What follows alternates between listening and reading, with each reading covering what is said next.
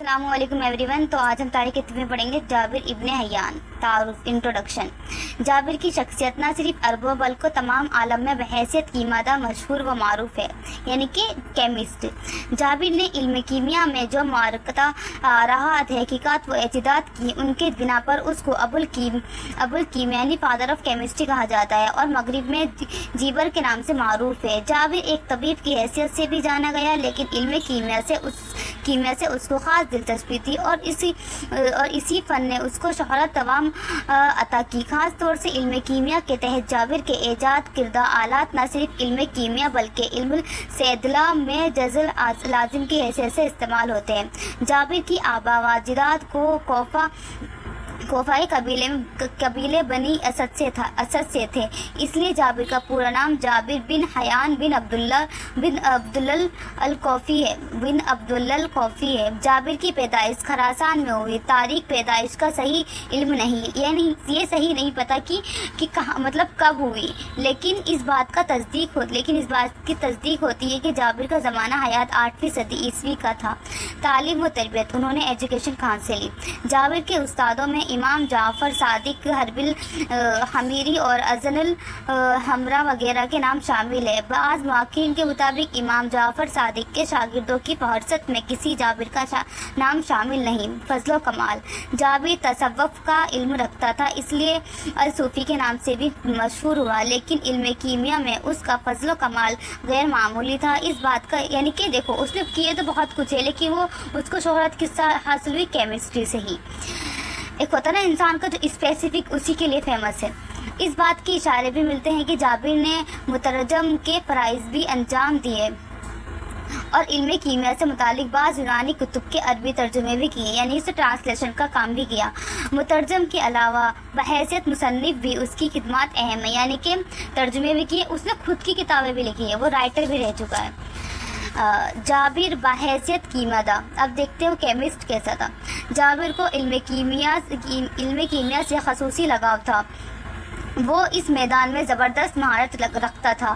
اس کے بعد تحقیقی اجتہادات نے اس کو موجد کا درجہ عطا کیا۔ اس کے تحقیق و ایجاد پر جدید کیمسٹری کی بیشتر اصول مرتب ہوئے۔ علم کیمیا سے متعلق جابر کے چند اجتہادات درج ذیل ہیں۔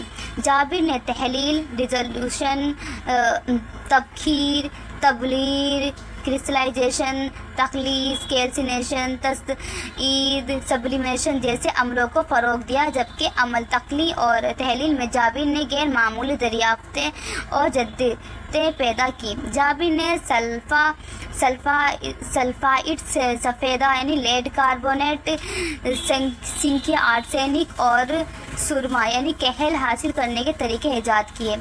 تیزاب شورا، نائٹرک ایسڈ، تیزاب گندھک، سلفورک ایسڈ جابر کی ایجادات میں شامل ہے۔ اس کے علاوہ جابر نے تیزاب لیمو، سٹرک ایسڈ، تیزاب سرکہ، ایسیٹک ایسڈ سے متعلق اہم معلومات فراہم کیے۔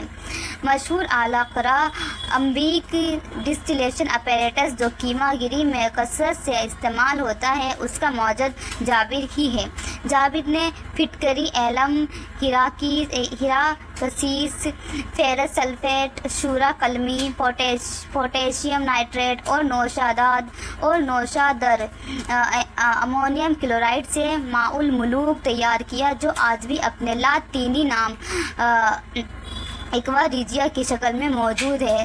نوشادر کے بارے میں جابر نے یونانی کتابوں سے نہیں جانا، بلکہ یہ جابر کی ذاتی ایجاد تھی، یعنی کہ اس نے خود سے جانا یہ سب۔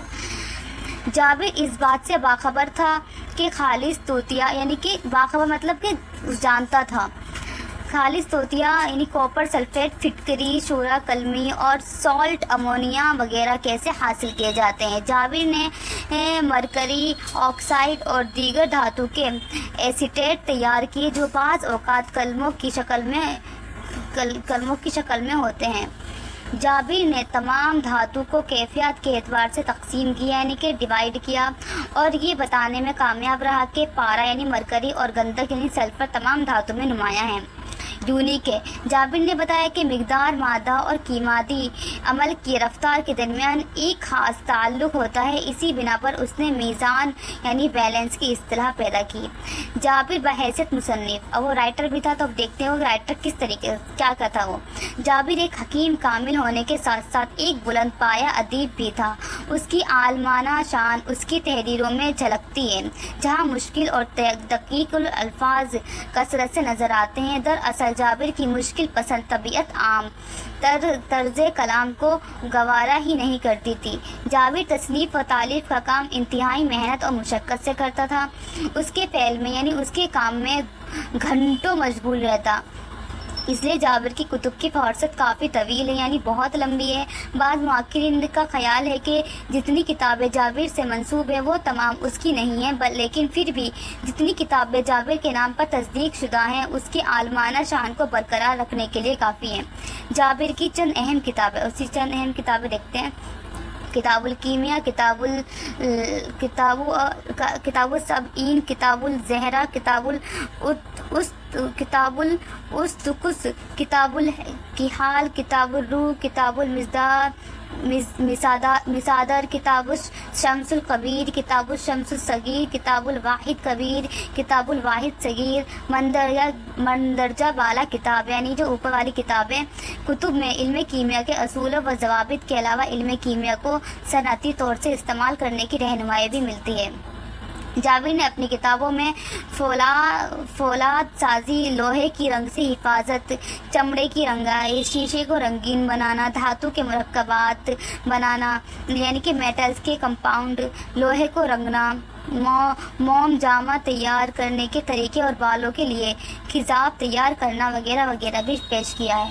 مختصر یہ کہ جابر کی شخصیت علم کیمیا کے تعلق سے قد آور تو ہے ہی، لیکن عربوں بالخصوص مسلمانوں کے تعلق سے بھی فخر کا باعث ہے۔ جابر نے نظری علم کے ساتھ ساتھ تجرباتی تحقیقی پر غیر معمولی زور دیا، جو بعد کے سائنسدانوں کے لیے رہنما اصول بن گئے۔ جابر کے عہد کے بعد سے دنیا نے جانا کہ وہ علم بیکار ہے جس کا تجربہ نہیں۔ اس طرح جدید سائنسی علوم کی بنیاد پڑی، یعنی کہ وہ علم بیکار ہے جس کا تجربہ نہیں ہے، جس کا ایکسپیرینس نہیں ہے، وہ علم بیکار ہے۔ ایسے نہیں کہ تم بس پڑھتے رہو رٹتے رہو، ٹھیک ہے، تجربہ بھی آنا چاہیے۔ شکریہ۔